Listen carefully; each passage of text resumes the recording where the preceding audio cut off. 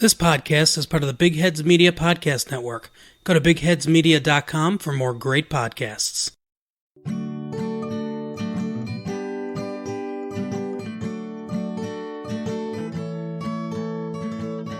Hello, and welcome to episode 28 of Cooking with Grief, your favourite internet show and tell, hosted by Chris, as in me, and Chris, as in him. How are you doing, Chris? I'm very well, thanks. How are you? I'm well. Once again, we're recording from the same room, so if you didn't like it last time, then tough, because we've learned absolutely nothing.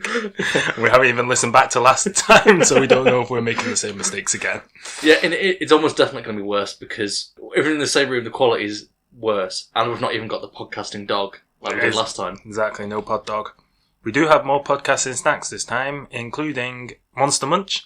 Unfortunately, we couldn't get Flaming Hot, but we did get the second best flavour, which is pickled onion, so we're not sponsored by Walkers, but... But God, we want to be. What a crisp, though. Walkers, if you're listening, we were talking before, having just had some of your delicious pickled onion snacks. We're still not paid for this. And it's such a nostalgic crisp. It is the crisp of my childhood, the crisp of my adolescence, and now the crisp of my adulthood. See, imagine how much better we'd be if we got paid. How much fatter because I'd spend it all on crisps. And so without further ado, what's your first one, Chris? Okay, so I'll start off by asking you a question, Chris, as always. What is your favourite use for a gerbil? Don't mention Richard Gere. I was thinking about that. When I was writing this question, I thought, what's he going to say? Where did that rumour come from? I don't know, because I'm sure there's also something about... Oh, isn't the rumour that's why the Pet Shop Boys are called the Pet Shop Boys?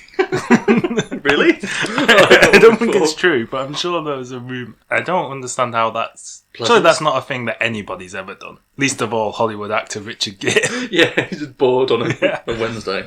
Anyway, I think my personal favourite use is to just look at them when they're in a cage. I'm not a big fan of rodents. No, just not shoving them. Yeah. No. Well, also, yeah, that's the whole point. Because we didn't actually say what Richard Gere did. Like, anybody who's not familiar with the story is just going to be like, what? Oh yeah, the urban legend is that Richard Gere got an amateur colonoscopy done by a gerbil for sexual gratification. Is that coded in enough euphemistic language? He shoved a gerbil up his arse. What do you want me to say? Allegedly. Well... I'm just going to have to press on. This week I read about how gerbils have been used in the fight against terrorism. Please don't say by torturing Al-Qaeda members. No. Okay, I could say that, but it wouldn't be what I read. So what I read was gerbils were first used by the Israelis in Tel Aviv airport. These are specifically trained gerbils to find terrorists coming into the country. They were placed... Sorry. How? Right. So the quote-unquote science bit is they were placed in cages and they were trained to pull a lever if they registered high levels of adrenaline. And they'd have fans blowing across people coming in towards the cages, and they were trained Pavlovian style to recognise, high levels of adrenaline, someone who might be nervous because they're... How did they find out that gerbils could recognise high levels of adrenaline? I guess it's like... it's like anything. How's that an explanation? Just happens. It's one of the things, it's like, nature is wonderful and mysterious in its very myriad ways. How do we discover that sharks can't get cancer? Or that some lobsters are blue? Oh, obviously just by finding a blue lobster. That's quite straightforward. Or, we just know, one of the things we just know that, when Science. God made the particular kind of rodent, he thought, these will recognise panic. Yeah, okay. Same thing that was used in Tel Aviv airport was briefly considered to be adopted by MI5 in the 1970s. And it didn't catch on, partly because it might freak people out to, go through customs. And there's just a bunch of caged rodents anyway. But according to Sir Stephen Lander, former MI5 director, the plans were scrapped specifically because it became apparent that gerbils can't differentiate between terrorists and just regular people who are scared of flying. Because, airports are anxious places anyway. Yeah. And turns out gerbils, in all their wisdom, can't identify her motive behind that fear. Presumably you have to keep the sniffer dogs and stuff away from the gerbils, or you just end up with just carnage. And then you've got to send, I don't know, snakes in to clear up the gerbils, and then that doesn't make sense. Then what kills snakes? Mongooses. Mongooses. And then what will rein the mongoose in? Humans. And then you're back to square one. Yeah. Yeah, if your job is mongoose, come snake, come dog, come gerbil handler, just do the job yourself. Yeah. If I've said it once, I've wasted my life. Yeah, but it just reminded me of, those sort of, Cold War stories. The madness of too much money and too much fear. Yeah, just political paranoia plus a ludicrous budget equals mad shit and science getting approved, researched, many cases of which we like to document on this podcast. Yes, it's exactly. a recurring theme of ours. It's a rich theme of future interesting facts of the madness perpetrated by governments when they've got too much money. And, we can just look forward to, if they were doing that shit then... Yeah, what are they doing now? Yeah. Probably got cyber gerbils. They probably don't. Well, they probably don't want us to know if There's they definitely do. like a robots, rodents joke in there. Rodents. If you were in charge of airport security and you had to use a non-human screening process, what animal do you think would be best suited? Well, other than dogs, gerbils, monkeys, snakes, and... Yeah, the usual suspects. I'd say you get a horse. No reason. They just look kind of shifty. They just look good in a uniform. Yeah, exactly. And then when you discover them, you can ride them down like you're like a knight. Right. Okay, but I mean, is it like two stumps for? No, you just drugs? random. Oh, it just lunges up.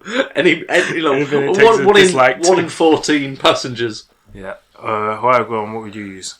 Gorillas. Guerrilla warfare. It's one of those phrases as a kid I thought would, I generally didn't know there was another spelling of gorilla, so I generally thought that, guerrilla warfare was just... It seems to make sense, like... Gorillas. Oh, no, but I mean, that doesn't make sense. But I mean, it's like guerrilla warfare, like in the jungle. like as if you're a gorilla. It's like, no. The other one I always, I didn't quite understand was black market, obviously meaning somewhere where you can buy, illicit goods. But I thought it was like a physical place, and I was always curious why the police didn't go there. They know, oh yeah, you want to take a left, go past the legitimate market, and then the black market's just behind there. Well, like Nocturne Alley. Yeah, essentially, yeah. It's like in that world, it's like, sorry, are you looking for the normal place or the street with all the evil shit? Yeah. Oh, evil, please. Okay, great. We've got a sort of lugubriously named street, especially for that. What? Lugubrious, like gloomy. Oh, like word. Thanks. I like to claim I invented it. It would be true. But like nocturne, as in like dark, shady. Yeah. She wasn't subtle. No. Have you seen that thing recently? That she keeps coming out with facts that no one needs to hear. Yeah, everybody was... adding more lore to the Harry Potter universe. But usually about how either people shit on the floor or were gay. And those are both actual things she's come out with. Yeah, and that Hufflepuffs engaged in group masturbation. Wouldn't surprise me. No. Hufflepuffs. Classic Hufflepuff mood. Exactly. You can't get wanked off, so you've got to do it circle jerk it. Yeah. We're so nice and plain. I was going to say, if any house in Hogwarts plays Soggy Biscuit, it's Hufflepuff. What biscuit do you use, do you think? I don't know. Why am I asking you? I don't know what the thing is, but I'd say custard cream. Surely hobnob.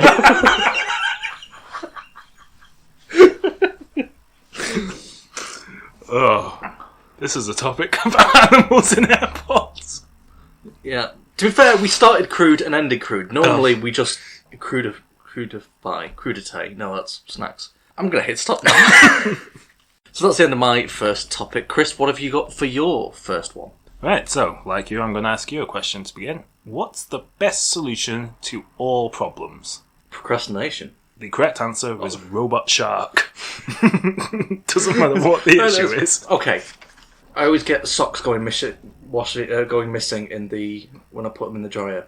Yep. How does a robot shark alleviate that problem? Could eat both your legs. I feel like I'm substituting one minor problem for a much much bigger problem. But, to be fair, you did solve, if cause another problem, that was at least solved. Tell me more about the robot sharks. No. Oh, that was it. That was it. Right. I'm done. Okay, cheers. I'll see you in a year.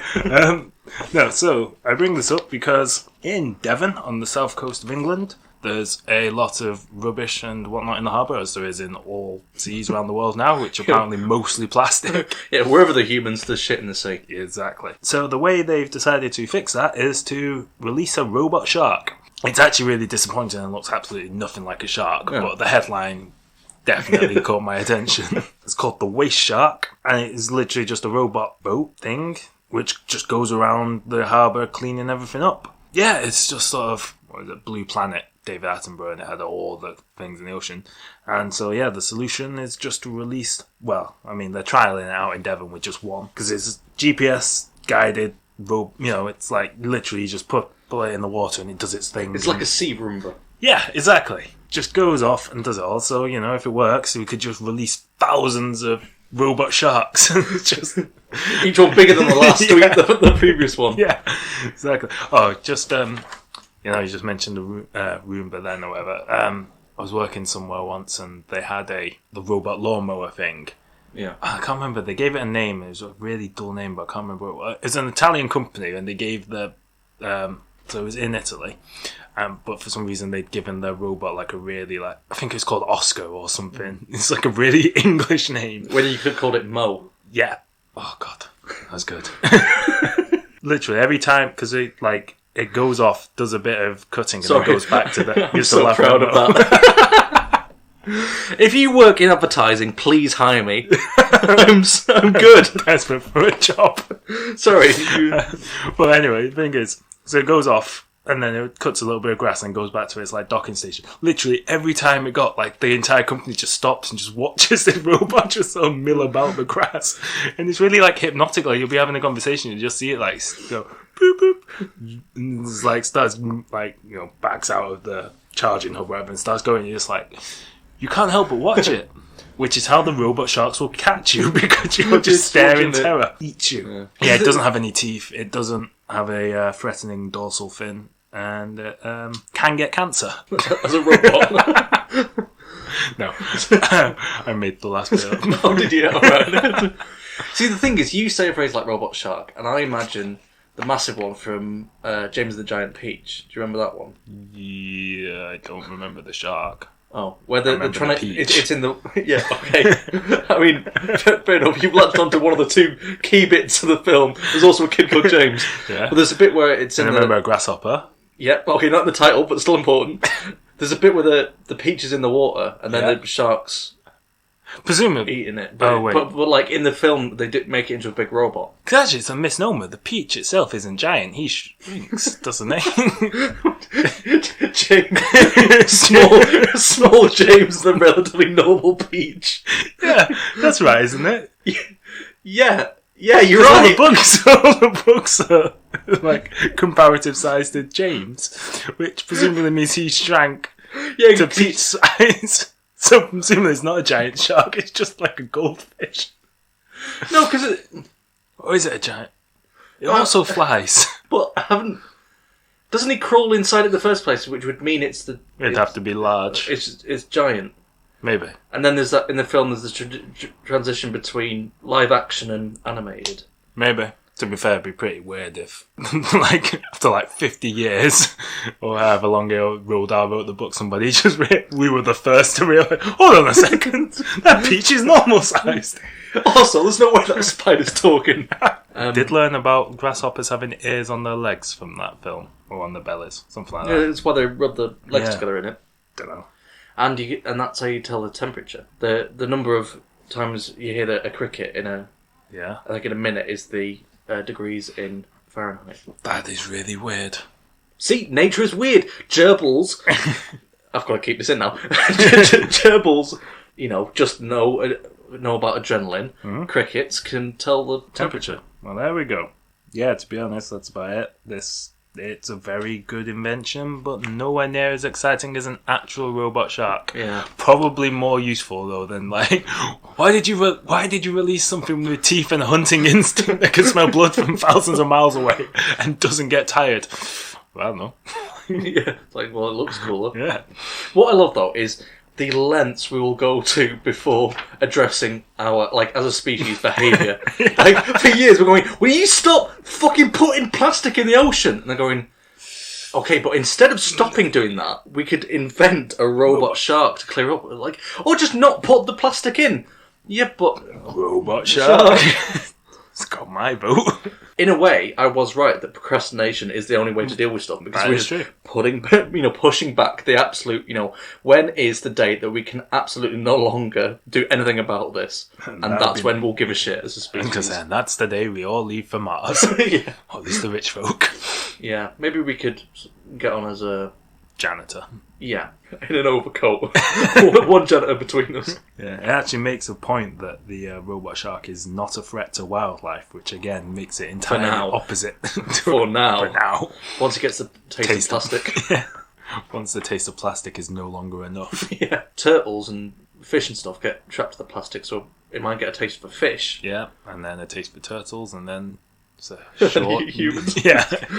Short. Then surfers, which are like the turtles of humanity. Yeah. Yeah. Science. And then it evolves to grow legs. Yeah. And then there's a documentary about how someone's in love with it. Weird, but okay. Well, I don't know, there's a... Probably true, yeah. I fucked a robot shark. Like one of those Channel 5 documentaries. But what's the documentary going to be called? With that topic out of the way, what's your second topic? Well, as ever, I'll start with a question. Chris, if you were to go to prison, like for a crime, not just on a sort of visiting, or a conjugal visit maybe, what do you think it'd be for? What crime have you been planning? I was going to say, is this a way to trip me up? I'll say something, you'll be like, get him. All on friendship, after however many years, all a ruse. All a ruse. I don't know, I reckon to have it to be a crime I didn't commit, and I'd also have a particular set of skills and, then join the A-team, so something like that. Okay, so tax evasion. Yeah, why not? Is there like a white-collar team in the A-team? Or like a bunch of a bunch of paralegals that got arrested. It's like, they can help you with your legal aid. If you can find them at this address. Well, if you were planning to go to, commit a crime in any particular country, might I recommend that you do it in China, Russia, Mexico, Belgium, Germany, or Austria? Is there a link? Or do you just think those are nice countries to visit and you might as well go there once before I've been to some of those. And, lovely countries, and, why not spend some time in their penal system?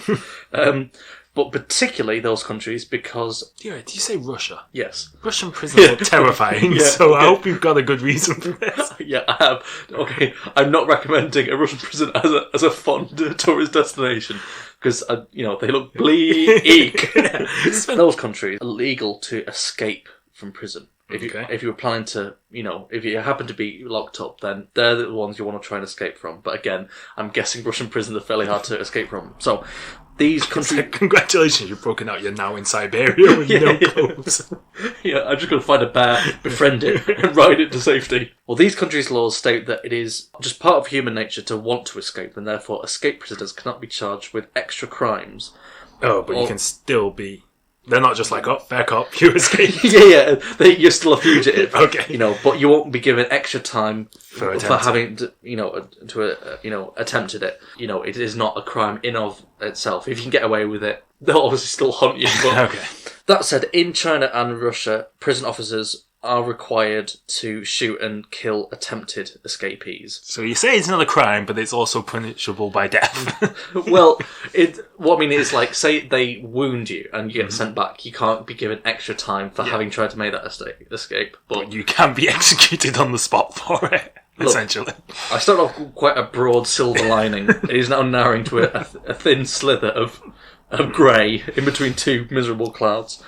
And in Mexico, escape is illegal if violence is used against prison personnel or property, or if prison inmates or officials aid the escape. So I was reading about this and I was thinking, okay, That's quite a lot of, like, extra clauses.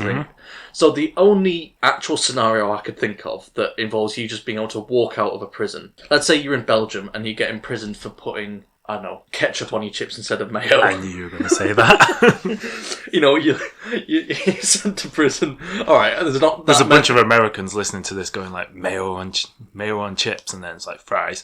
Mayo on fries? What? Oh, yeah. They don't do that there. Big fan of the mayo on a fry. Oh, it's delicious. Especially, well, I've never had Belgian fries, but Dutch fries are quite similar. It's a good combination. Anyway.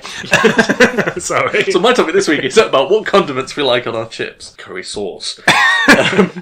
So you're locked up for putting the wrong condiment on your Belgian fries. The door's somehow left unlocked because the guard goes off for his mandatory waffle break. And other stereotypes. Yes, those are the two. I'm out of them. And I know you walk out of the prison and you happen to leave your car there, so you own, so it's not sitting in a car. That's the only, like, it's not no extra time and stuff like that. But I just thought it was interesting that some countries, despite the fact that they will hunt you to the ends of the earth, to the ends of the state borders, I guess, don't view the inherent attempt to escape because it's part of human nature. And I thought it was interesting that China and Russia recognise that, despite having such authoritarian views. They've got harsh prisons, I mean. Whereas in this country, the UK, an attempt to escape is an additional crime, so you better get away with it or save your time, I guess. Did you see, because you mentioned Mexico, you're not allowed to, get help from prison guards? Yeah. Yeah, because you hear about that El Chapo, because the first time he's escaped from prison twice. The first time he hid in a laundry basket and the guards wheeled him right out of the prison. So it's like, that's extra time. And the second time he did it, they literally built a mile-long tunnel all the way to his cell. With a motorbike in it. What was that? I know, probably the toilet flushing. Must have been a mouse. Kawasaki mouse. Kawasaki. One of the great Geordie words. Do you think you'd cope well in prison? No. Moving on, no further questions, Yellow. Not that anyone flourishes in prison. I feel some people might. Some people might. Hardened criminals might. Yeah, exactly. Well, your strategy to just get ripped, just work out. That's it. So, because they say go punch the biggest guy in the face, but I feel like that's just a recipe for disaster. So imagine being the biggest guy and you're like, why does everybody always have to punch me in the face? Like, I'm so bored of this now. It's like I don't actually care. I have zero beef. Yeah. Go punch the biggest guy in the face and then he just punches you back and you're dead. It's like, that was a terrible decision. He's expecting it. The real trick to getting everyone's respect: seduce the biggest guy in the prison and make sweet love under the stars. Yes. And then he helps you escape as your new lover. That's weird. Look, a boy can dream. Yeah, that sounds like a really weird film. It's like a buddy cop, except that neither buddies nor definitely not cops. Love a prison. I was going to say, unless Tango and Cash took a very different turn to how I remember it, which Kurt Russell film, we somehow managed to get in a Kurt Russell reference. What's this we? Listeners, before I sat down to record, Chris, are you doing a Kurt Russell fact this week? No, we'll be alright. Good, that's a weight off my mind. I don't have to think about that man. Well, now you do. And also, they never state by what parameters is the biggest, like, is it physical height? Is it the biggest heart? Biggest mass? BMI? Just give everyone the BMI and then go for the biggest one. When you say, like, be the bigger person and walk away, the person who can literally turn the cheek. So the most zen person, so Jesus is in prison, like, go punch Jesus. Or he's actually called Jesus, and he's in MS-13.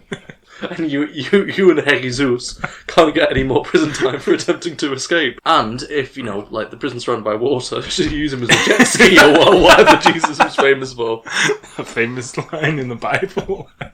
And yet did Jesus say unto his followers, thou shalt use me as a jet ski in a prison escape. So does that mean that they did like Prison Break in like Austria or something, Belgium, the TV series? Like, well, fair game, I guess. Guess you have to let them go. with a mouthful of waffle. Oh, I've got escaping. Oh, why are we speaking English? Please pass the mayonnaise. So that's the second and final of my two topics. Chris, why don't you round us out with your last one? Okay, so to go to another topic we mine relentlessly, we tend to like eccentric billionaires. So today I'd like to tell you about an eccentric trillionaire. I didn't even know anyone was a trillionaire. Yeah, so the richest man in history, they actually can't calculate his wealth, but he's called Mansa Musa, and he was the king of Mali in the 14th century. Basically, he was king, and therefore and it was back in the day when, kings literally owned all the money in the kingdom. Yeah. So, the only people in history who have come close are Augustus of Rome, Zhao Ju of China, and Akbar the First of India, who are also, they've calculated their wealth in the trillions. Wow. So they reckon this Mansa Musa is even more than that, but it's hard to put an actual value on it.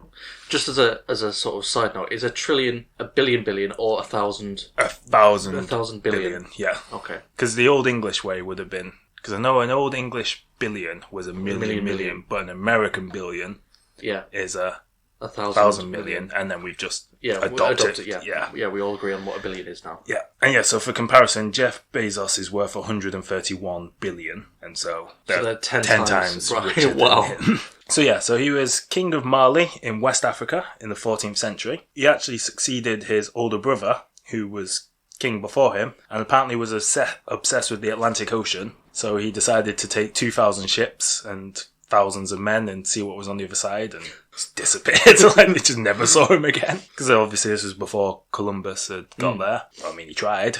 Nobody knows what happened to him, but his brother just became king God instead. loves a tryer. Yeah. with not that much. With the finances to send 2,000 ships.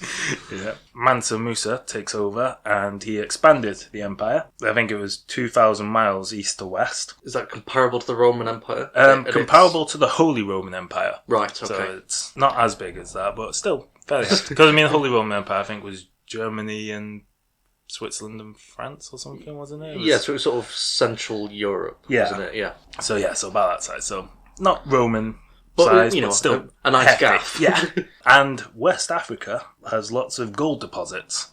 So we actually took over all the gold mines. Obviously, gold being the main currency back in the day, that made him obscenely wealthy. And he was so wealthy that, because he was Muslim, he went on the pilgrimage to Mecca and took with him 60,000 people. That kicks the shit out of any jumped up pop divas entourage. Yeah. I want 12 people to bring me flowers in my dressing room. Bring 60,000 people to Mecca, fuckhead. Exactly, and even included slaves and everything, because obviously back in the day everyone was terrible. But he had even his slaves who were all wearing gold jewellery and silk, just to show off how rich he was. But he was also, it's going to sound weird for a guy who had slaves, but again, everyone was just terrible, so the standards were just so comparatively incredibly generous. But he was actually too generous. So they stopped off in Cairo for 3 months on the trip, nice break, I guess. See the pyramids, yeah. You can see them from Cairo. Yeah, they would have been 3,000 years old. Yeah, I don't know why it does that. He was there for 3 months, and he just gave away so much gold to random people that it actually tanked the price of gold in the area and wrecked the local economy for 10 years. Modern estimates reckon that it wiped $1.5 billion off the local economy. Holy fuck. Just by depreciating the value of gold so much. So he gave so much gold away that people didn't have to work, didn't have to... Yeah. Do anything, because they go, oh great, we're set for life. Yeah, got gold, and then it'd be now there's no food in the market. Yeah, exactly. It's why? Yeah, it's just depreciation. Because it becomes worthless. If everyone's as wealthy as each other, then there's no... it becomes competition, I guess. Yeah, exactly. And then he... I don't say that as a defence of rich people keeping all their money to protect. It is in your interest, poor people. That's not what I'm arguing before the Twitter comments come in. Yeah. I'm saying rich people should pay their taxes. Yeah. And distribute, not... Yeah, you can't just give it all away in a very small area. Yeah, physically. And apparently what he did was on the return journey, he felt bad, so he tried to get it all back. But it was just a loan. Apparently, he borrowed it back, but at extortionate rates, because he didn't want to actually, deprive them of them. So he paid them extra to take the gold back.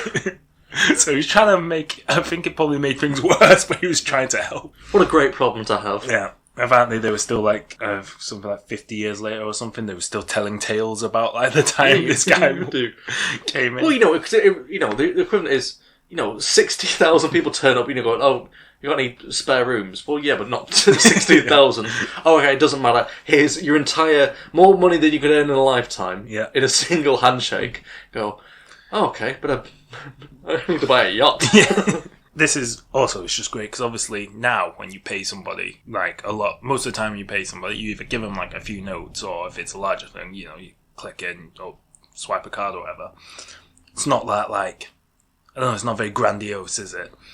Whereas back in the day, when you physically paid people with gold, when he wanted somebody to design a mosque for him, he paid the architect 200 kilograms of gold.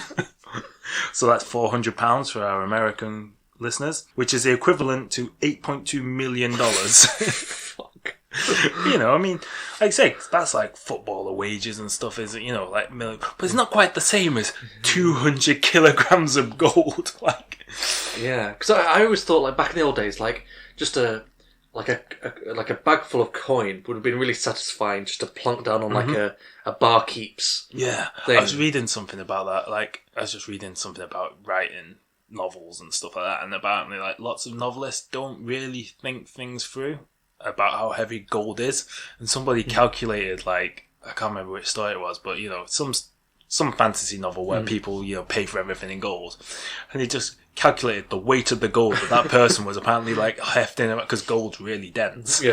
So it's not like the equivalent of like coins. It's like way heavier than that. And the calculator's like, they're literally apparently just on the belt, like just casually kind of like 15 kilos of gold and just not even notice it. Well, it's why most like sort of dwarven adventurers have to retire early with back problems. As far as I can tell, he didn't try to genetically engineer any monstrosities, but still, he rocked his trillions. But then the problem was he died and carved up his empire between his sons, and none of them was able to hold it all together, and it just sort of collapsed a bit. Oh, it's a shame. Yeah. You hate to see it happen. Exactly. Well, because the thing is the same. So he founded a university called Sankore University in Timbuktu. Right. Made it like a centre of learning, one of the best in the known world, I suppose, in those days. By the time Europeans started coming in greater numbers, sort of a few hundred years later, everything had collapsed, and so nobody realised what a sort of treasure trove it was. Because it sounds like, and again, contextually, owning slaves is bad now and was bad then, but given the context of the time, it sounds like he was certainly sort of charitably minded. Yeah. For someone, who is ruler of an empire. Yeah.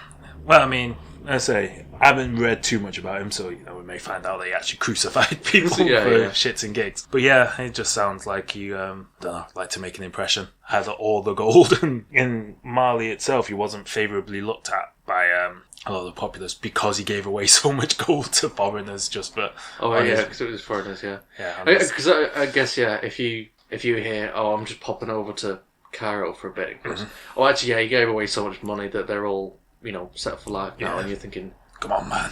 All right, help your people out. Also, it's weird because obviously back in the day, like a trip from one end to around the world now is a few hours on a plane, even driving 70 miles an hour, and then 60,000 people in a column. That was a good few years of a journey. Yeah, it's like kingdom, you rule yourself. I'm going on a jolly with 60,000 people. Yeah.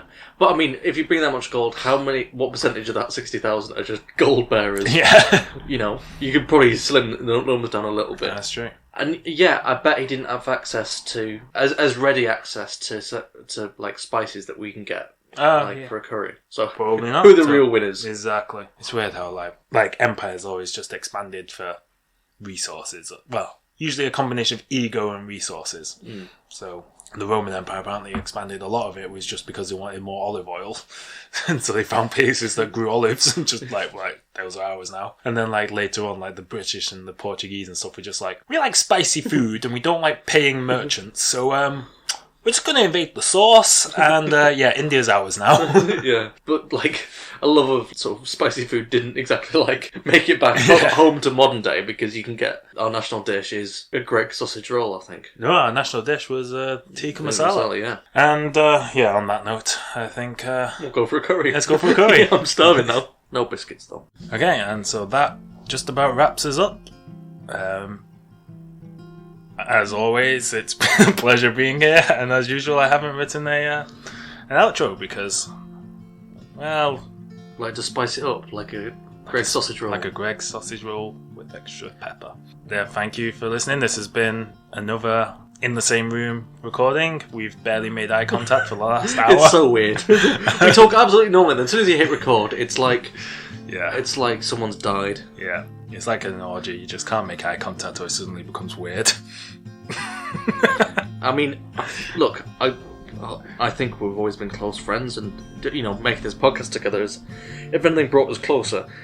I've never thought of it as comparable to an orgy. Neither had I. Until now. I also have nothing to... I also don't actually have a frame of reference for that, so... It could be. Maybe one day I'll have an orgy and I'll be like, huh, this is like a podcast. Yeah, we laugh a lot. And, yeah, and awkward silences. That's weird.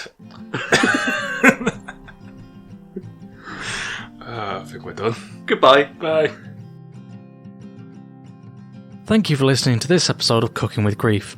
If you enjoyed it, please make sure to recommend it to a friend. If you'd like to get in touch with us, you can email cookingwithgrief@gmail.com or follow us on Twitter. That's @cookingwithgrief. If you'd like to hear more episodes, then please subscribe wherever you listen to your podcasts. And if you've got the time, then it'd be great if you could leave us a review on iTunes. Thank you. Small Town Secrets is a podcast that explores the secrets and strangeness of small towns across the globe. They may be local legends, paranormal, true crime, or just plain weird. Join me every other week as I tell you stories of these small towns, as well as local headlines and listener stories. Get it wherever you get your podcast. For more info, check out stscast.com. Every town has a secret. What is yours?